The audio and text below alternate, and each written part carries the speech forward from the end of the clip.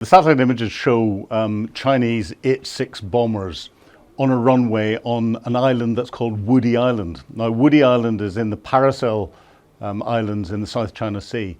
It's an area that's disputed by a number of different nations around Southeast Asia, and is an area that China has no real ownership over. But what we found is that China is creating artificial reefs on artificial islands, and it's populating them with military capability, and on many of them building runways. And it's interesting, under international maritime law, if you've got a sand spit, which is a bit of sand that at low tide is above water, it's got no legal basis to it. But as soon as you turn that into an island, and you take ownership of that island, you get 12-mile ownership around the outside and beneath it, and you get a 200-mile economic zone around that. China's exploiting this and is creating permanent aircraft carriers in the Paracel and the Spratly Islands. It's very significant, but China's been doing this for a number of years. You know, this is not something that has just popped up.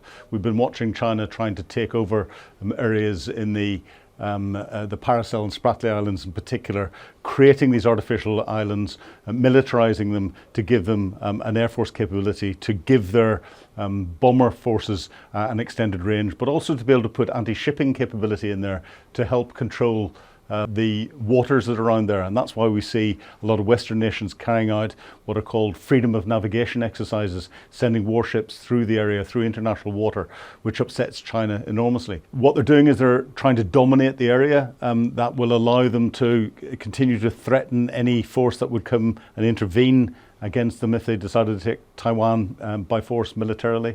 It's Chinese expansionism. It's them trying to take control of the area. And of course, underneath the Paracel and Spratly Islands, it's assessed that there are large amounts of natural resources as well, something that China needs to get access to.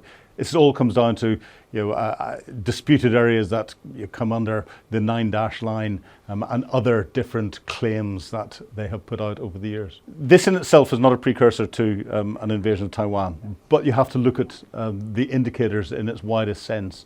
You look at the number of military exercises that China is doing, but those military exercises are exercising a new, re-equipped, modernized Chinese military capability.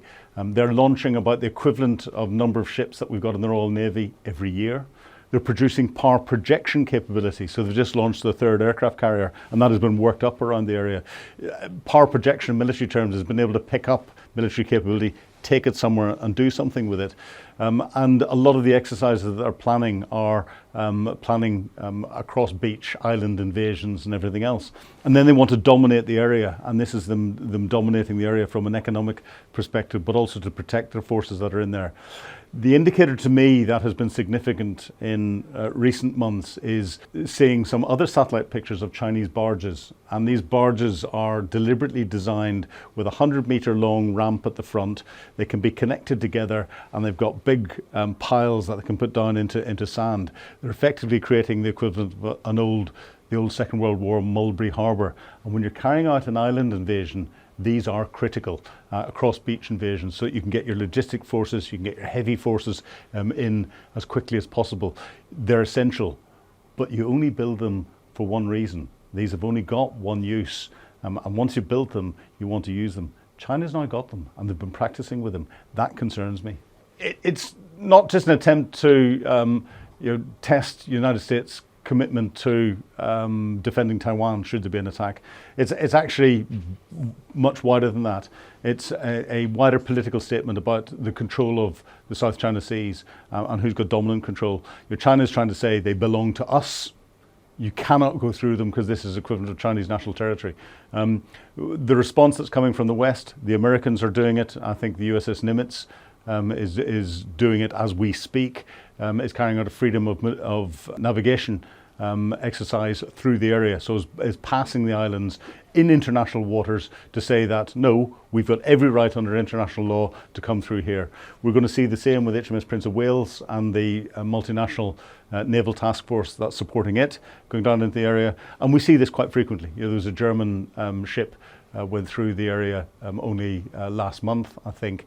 So it's quite regular. It's continuing to try and keep the Chinese realize that they can't just take territory and say that it belongs to them.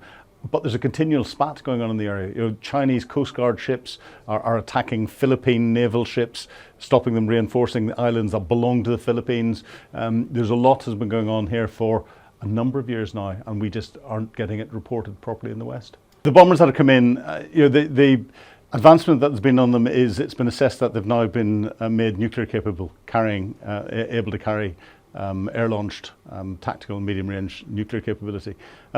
Whether this is the first time that they've been on the island or not, I don't know. I suspect not. The runways have been built.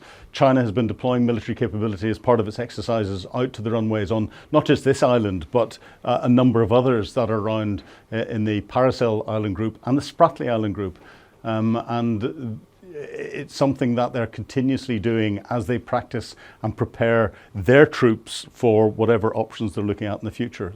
It's something that this individual case is not something that we should be overtly concerned about, but all of the actions that are coming together and the increasing number of bits of activity that China is doing that's suggesting a greater dominance in the area as they develop their combat capability and their power projection capability is something we should be very worried about. European nations have to be concerned about these developments because we live in a global economy.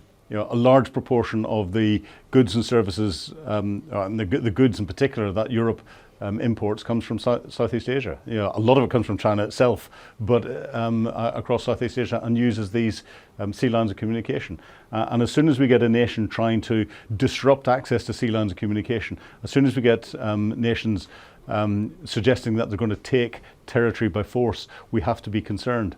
And of course, if we look at Taiwan in particular, Taiwan produces 80% of the world's microchips. Europe relies on microchips that come from Taiwan. If China even interrupts that for a short period of time, the economic shock that there would be across Europe and across the rest of the world would make the economic shock that we felt whenever Russia invaded Ukraine and the energy shock that came out of that, it would seem like loose change down the back of the sofa.